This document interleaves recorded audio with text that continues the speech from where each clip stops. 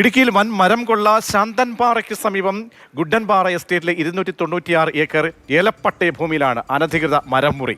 2 വർഷങ്ങളിലായി മുറിച്ചത് 200 മരങ്ങളെന്ന് വനം വകുപ്പ്.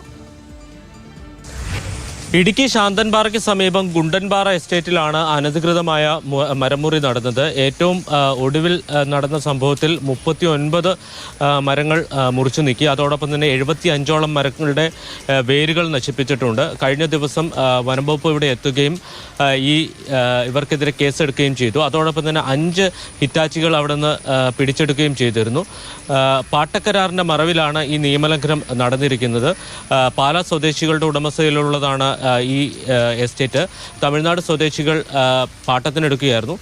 കഴിഞ്ഞ ഏതാണ്ട് 1.5 വർഷത്തിനിടയിൽ 3ാമത്തെ കേസാണ് വനം വകുപ്പ് ഇവർക്കെതിരെ രജിസ്റ്റർ ചെയ്യുന്നത്. 3 സംഭവങ്ങളിലായി ഏതാണ്ട് 200ഓളം മരങ്ങൾ ഇവിടെ നിന്ന് നീക്കം ചെയ്തിട്ടുണ്ട്.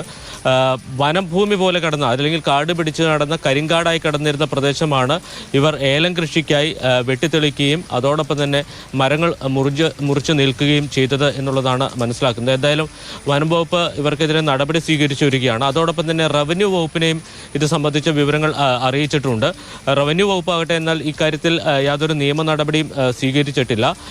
ഈ മരങ്ങൾ മുറിച്ചു മാറ്റിയതിന് പുറമെ ഏതാണ്ട് 4 കുളങ്ങൾ അവിടെ നിർമ്മിക്കുകയും ചെയ്തിട്ടുണ്ട്. ഒരു കുളത്തിന് ഏതാണ്ട് 40 സെന്റിലധികം വലിപ്പമുണ്ട് എന്നുള്ളതാണ് വനംവകുപ്പ് ഉദ്യോഗസ്ഥർ തന്നെ പറയുന്നത്. അത്തരത്തിലൊരു നിയമലംഘനം ഇവിടെ നടന്നിട്ടും റവന്യൂ വകുപ്പ് ഇതുവരെ നടപടി സ്വീകരിച്ചില്ല എന്ന് പറയുന്നത് ഗുരുതരമായിട്ടുള്ള വീഴ്ചയാണ്.